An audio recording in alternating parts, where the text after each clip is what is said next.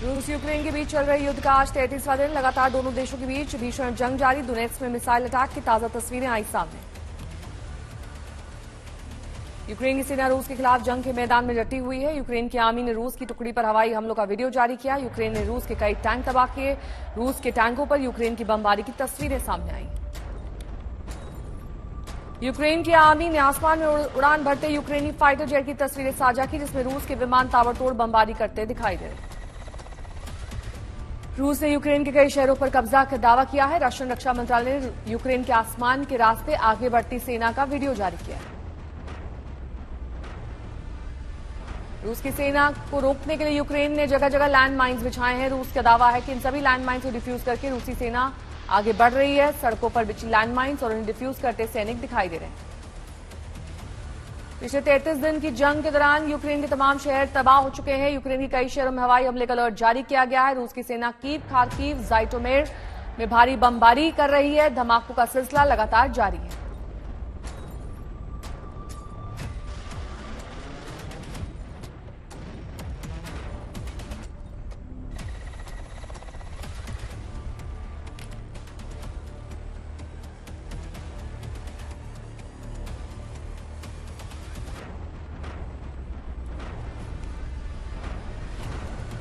Ukraine के Mariupol में सबसे ज्यादा तबाही का दावा है। यूक्रेन ने मारियोपोल में हथियार डालने से इनकार कर दिया, जिसके बाद रूस ने शहर में हमले तेज कर दिए। मारियोपोल में स्ट्राइक की तस्वीर सामने आई है। भीषण हमले में ज्यादातर इमारतें तबाह हो गई। यूक्रेन में आगे बढ़ी रूस की सेना को आम लोगों के विरोध का सामना करना पड़ा है। खेरसन में रूसी टुकड़ी के सामने यूक्रेनी नागरिकों की भीड़ इकट्ठा हो गई। लोगों को तितर बितर करने के लिए सैनिकों ने आंसू गैस के गोले। रूसी हमले में चेर्नोबिल के महाविनाश की तस्वीर सामने आई है। चेर्नोबिल न्यूक्लियर प्लांट के पास करीब 10,000 हेक्टेयर जंगल का सफाया हो गया है। चेर्नोबिल एटमी प्लांट पर रूस ने हमला किया था, जिसके बाद जंगलों में आग लग गई थी।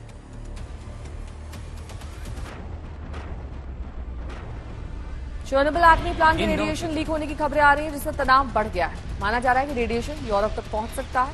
एटमी प्लांट पर इस वक्त रूस का कब्जा है।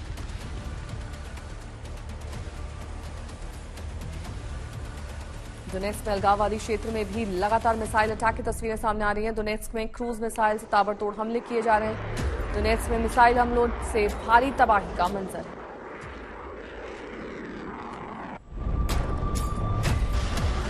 डोनेट्स्क धमाकों की आवाज से दहल रहा है, तो वहीं भीषण विस्फोट की तस्वीरें देखने को मिल रही हैं।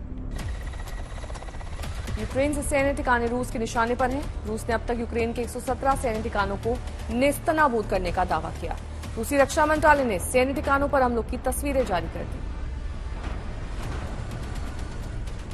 युद्ध खत्म करने के लिए आज से तुर्की में दोनों देशों के बीच तुर्की में वार्ता शुरू होने वाली है। दोनों देशों के प्रतिनिधिमंडल व्यक्तिगत रूप से इस बैठक में शामिल होंगे। 30 मार्च तक चलने वाली इस बैठक में समझौते और युद्ध विराम को लेकर शर्तों पर बातचीत होगी। इससे पहले दोनों पक्षों के बीच हुई वार्ता का कोई सार्थक नतीजा नहीं निकल पाया था।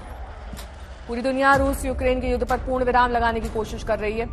अब तुर्की के राष्ट्रपति तैयब एर्दोगन ने रूस के राष्ट्रपति व्लादिमीर पुतिन से फोन पर बात की। तुर्की के राष्ट्रपति कार्यालय की ओर से जारी किए गए बयान में कहा गया कि तैयब एर्दोगन ने पुतिन से कहा कि यूक्रेन में युद्ध विराम और बेहतर मानवीय स्थितियों की जरूरत है। 33 दिन की जंग में यूक्रेन के राष्ट्रपति वोलोदिमीर जेलेंस्की के तेवर कुछ नरम नजर आ रहे हैं। जेलेंस्की ने कहा कि हम शांति की तलाश कर रहे हैं। इस सप्ताह इस्तांबुल में यूक्रेन और रूस की वार्ता होगी। इसमें संप्रभुता और क्षेत्रीय अखंडता बनाए रखना उनकी प्राथमिकताएं होंगी।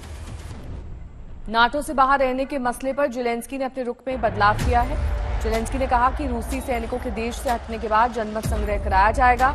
यूक्रेनी मतदाता इस प्रस्ताव पर जो भी फैसला करेंगे उस पर सरकार विचार करेगी।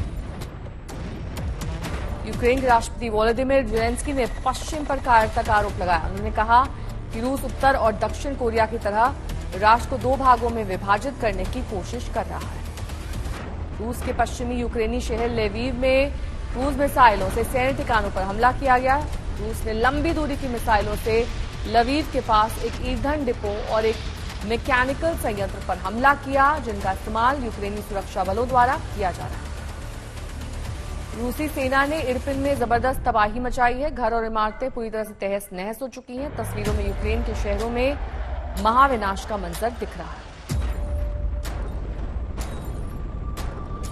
पुतिन को कसाई कहने वाले अमेरिकी राष्ट्रपति जो बाइडेन के बयान पर फ्रांस से नाराजगी जताई गई है। फ्रांस के राष्ट्रपति इमैनुअल मैक्रों का कहना है कि जुबानी बयानबाजी से हालात और बिगड़ सकते हैं। इंटरव्यू में उन्होंने कहा कि तथ्यात्मक होना चाहिए और हर संभव प्रयास करना चाहिए ताकि स्थिति नियंत्रण से बाहर न हो।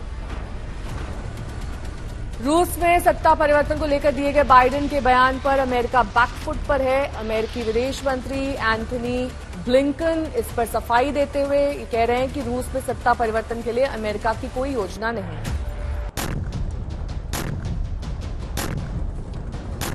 यूक्रेन के राष्ट्रपति जेलेंस्की ने यूरोपीय देशों पर निशाना साधा। युद्ध के दौरान उनकी भूमिका को लेकर नाराजगी जताते हुए जेलेंस्की ने कहा कि यूरोपीय देशों ने रूस के खिलाफ जंग में साहस की कमी दिखाई। यूक्रेन अकेला रूस के खिलाफ मोर्चे पर डटा हुआ है। युद्ध के बीच यूक्रेन के नागरिकों का देशभक्ति का जज्बा देखने को मिला। नोवोमोस्क में लोगों ने अपने देश के गिरे एक झंडे को फिर से फहराया। तस्वीरों में लोग एक दूसरे के कंधे पर खड़े होकर यूक्रेन के झंडे को पोल पर लगाते हुए दिखाई दिए। यूक्रेन पर रूसी हमले के खिलाफ दुनिया भर में आक्रोश जारी है। वॉशिंगटन और टोरंटो में रूस और रूसी राष्ट्रपति व्लादिमीर पुतिन के खिलाफ विशाल प्रदर्शन हुए। पुतिन के खिलाफ नारे लिखी तख्तियां लेकर लोग युद्ध के खिलाफ नारेबाजी करते दिखाई दिए। वॉशिंगटन में हुई रैली में अमेरिका में यूक्रेन की राजदूत ओक्साना माराकोवा भी शामिल हुई हैं।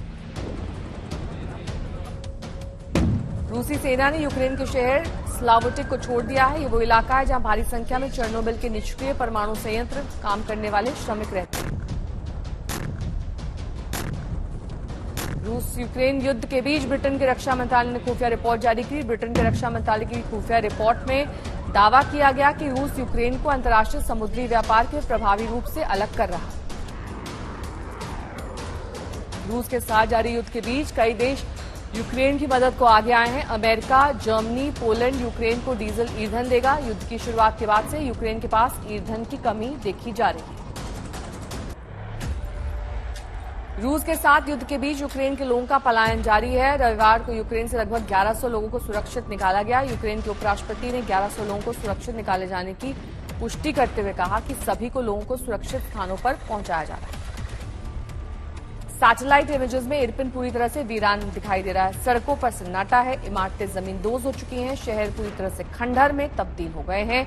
रूसी सेना ने इरपिन से कीव जाने वाले रास्ते को बंद कर दिया है।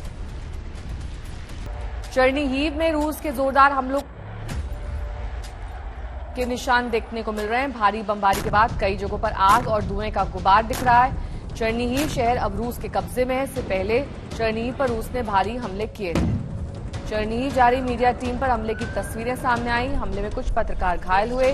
जंग के दौरान पहले कुछ पत्रकार अपनी जान गंवा चुके हैं। यूक्रेन ने रूस की ओर से जारी बमबारी की तस्वीरें की हैं। जारी किए गए वीडियो में सीरियल मिसाइल अटैक और आसमान में धुएं और आग का गुबार दिखाई दे रहा है। यूक्रेन की कोशिश है कि दुनिया भर में रूस को ऐसे देश के तौर पर पेश किया जाए जो शांति के रास्ते में रोड़ा है।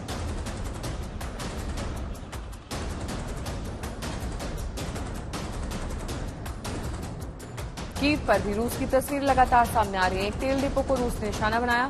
काले धुएं से राजधानी का आसमान काला हो गया।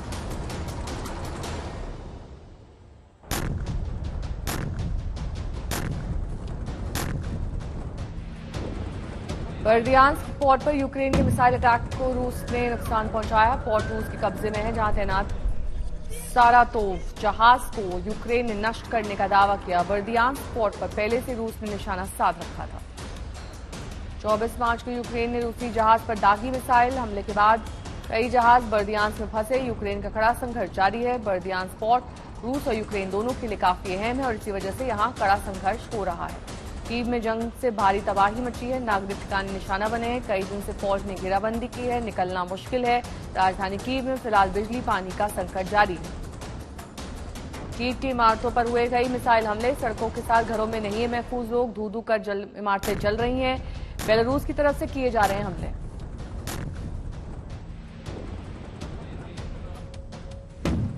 कीव पर जारी बमबारी के बीच क्रूज और बैलिस्टिक मिसाइलों से हमले भी किए जा रहे हैं। एयरपोर्ट तबाह हो चुका है।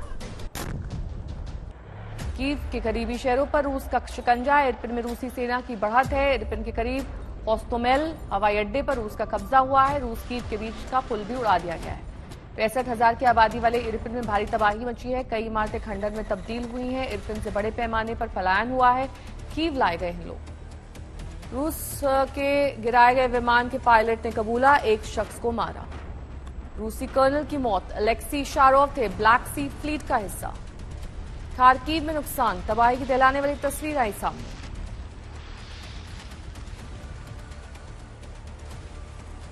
कीव पर हुए रूसी हमले में अब तक हजारों लोग बेघर हो गए हैं। मिसाइल हमलों और बमबारी के बीच नागरिक मेट्रो स्टेशन पर छिप रहे हैं। अमेरिका रूस पर लगातार शिकंजा कसने की कोशिश कर रहा है। नई पाबंदियों के तहत रूसी रक्षा कंपनियों पर अमेरिका ने प्रतिबंध का ऐलान किया है।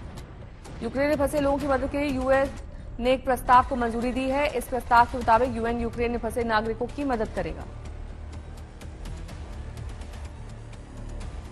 हमले के खिलाफ प्रदर्शन। बुल्गारिया की राजधानी सोफिया में पुतिन के खिलाफ नारेबाजी जारी है। लोगों का पलायन, छोटे बच्चों और जानवरों के साथ पोलैंड जा रहे हैं लोग।